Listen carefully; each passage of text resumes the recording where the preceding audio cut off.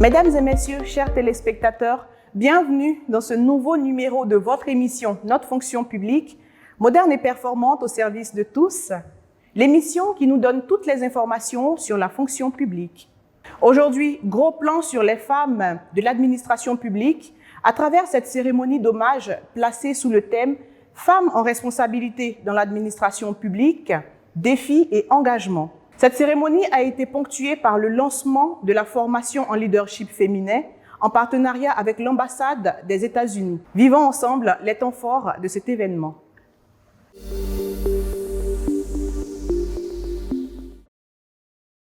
Nous aurons à passer ensemble 2 heures, 120 minutes, mais des moments exceptionnels.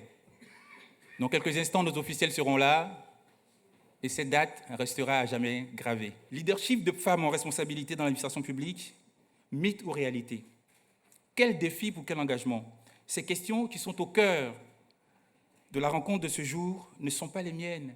Ce sont les questions mot par mot de Madame le ministre, qui est soucieuse des défis et des engagements des femmes leaders en Côte d'Ivoire. Femme de vision, femme de conviction, que dis-je? Femme de défi. Manager transformationnel, elle l'est. Leader d'impact. Madame Anne Désirée Ouloto est l'incarnation du leadership des femmes.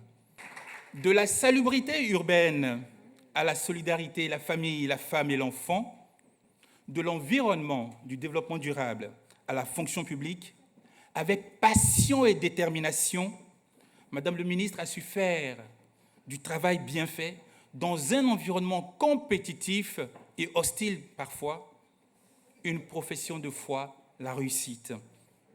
Avec au passage une bonne réputation qui fait école et qui fait tache d'huile. On parle d'elle. Je vous prie aujourd'hui, et pour la première fois, en ce 23 mars, de recevoir sur ce pupitre Madame Anne Désirée Ouloto sous vos ovations. Mesdames et messieurs, chers frères et sœurs, la journée des droits des femmes qui nous a inspiré la présente activité généralement se veut festive. Mais c'est aussi une occasion pour réfléchir sur les acquis, les avancées, les défis et les aspirations des femmes en matière de droits. C'est une belle opportunité pour nous, sous l'impulsion du chef du gouvernement, de tout mettre en œuvre pour traduire en actes la vision du président de la République pour la promotion du leadership des femmes, levier de développement dans l'administration publique. Et à toutes ces femmes exceptionnelles qui, chaque jour, dans nos différentes administrations, contribuent aux performances de notre administration, qui impactent la chaîne de production de valeur de la fonction publique, j'aimerais dire toute mon admiration pour la qualité du service rendu aux usagers. Alors, Monsieur le ministre, tout à l'heure, le maître de cérémonie l'a dit, notre activité a 2 objets principaux.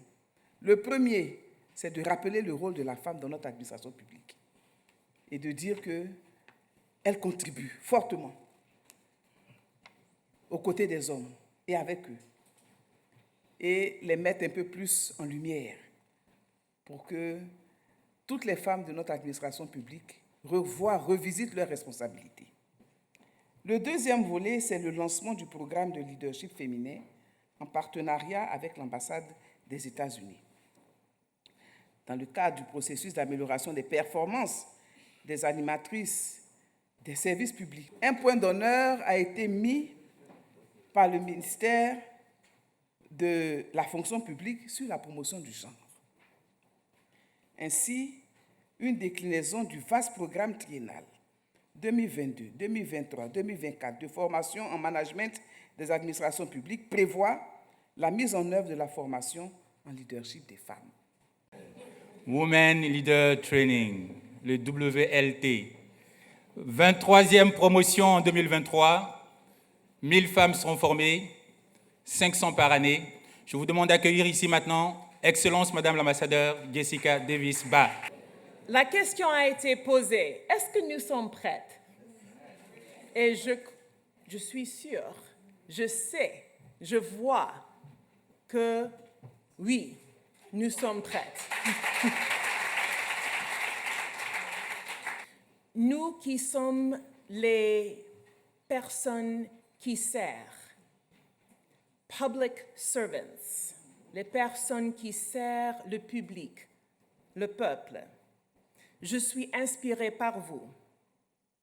Ces femmes créent des emplois.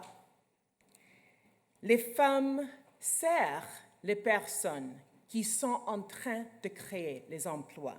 J'ai vu les femmes incroyables en train de changer l'avenir, en train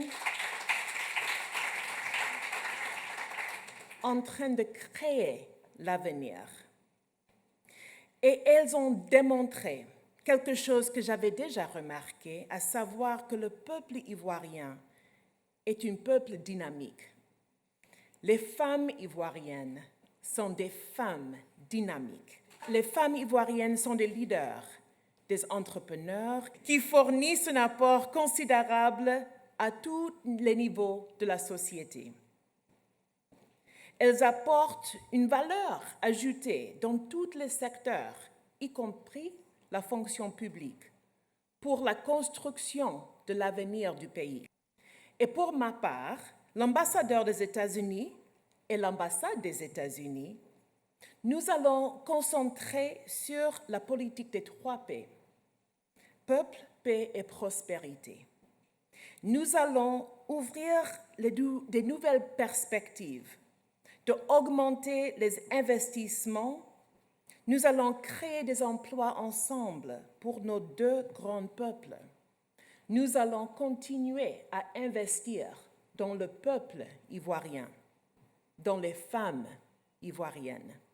Nous continuerons à soutenir les programmes comme celui-là, afin de permettre au peuple de donner le meilleur de lui-même et de contribuer à la prospérité de la Côte d'Ivoire, la prospérité dans le monde.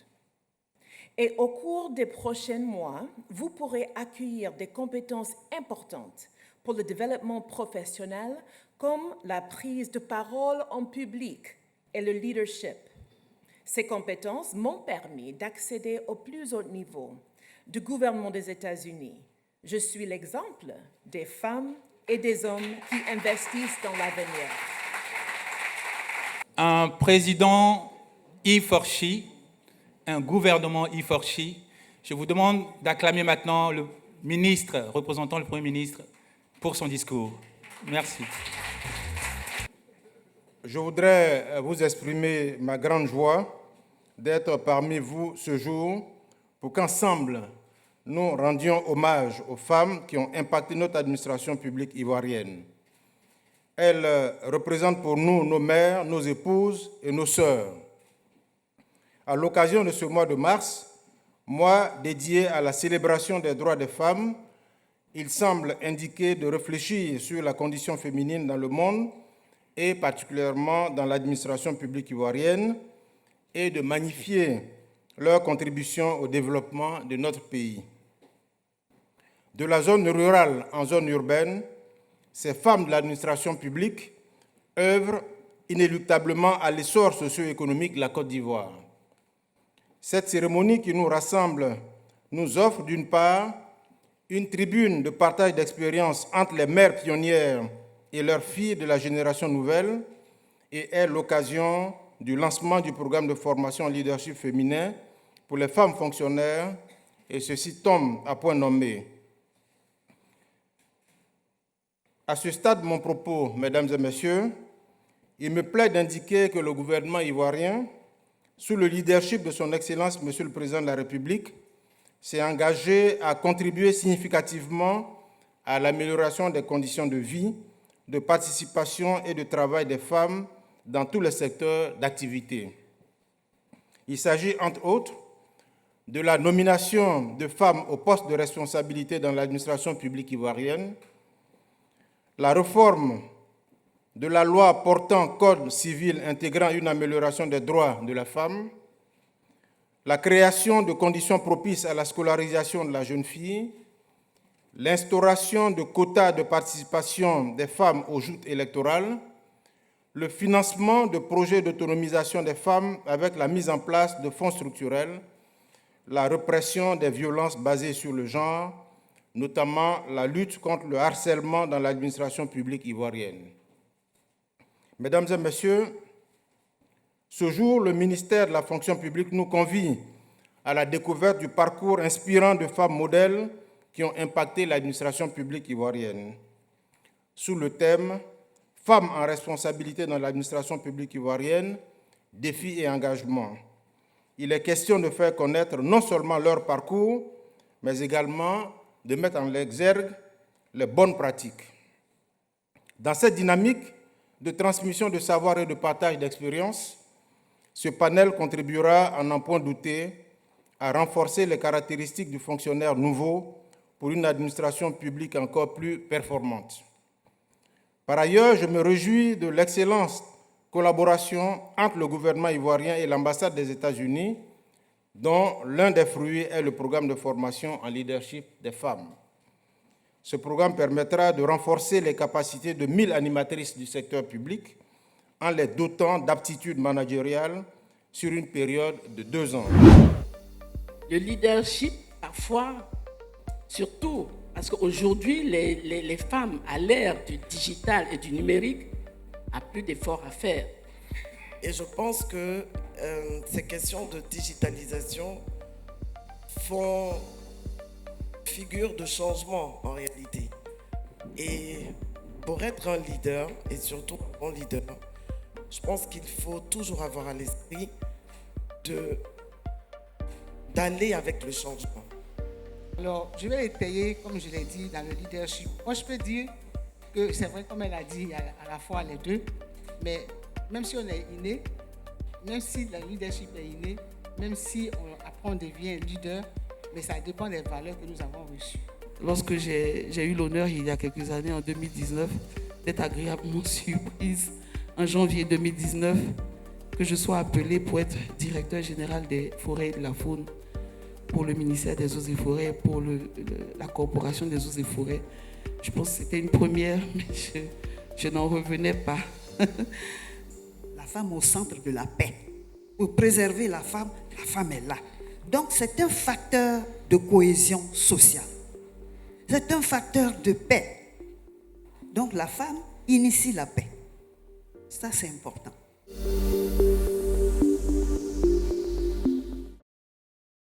Fin de cette cérémonie. Nous espérons que vous l'avez suivie avec beaucoup d'intérêt. N'oubliez surtout pas de vous rendre sur le site de la fonction publique qui s'affiche au bas de votre écran pour plus ample information. Nous, on se donne rendez-vous la semaine prochaine. D'ici là, portez-vous bien et à bientôt.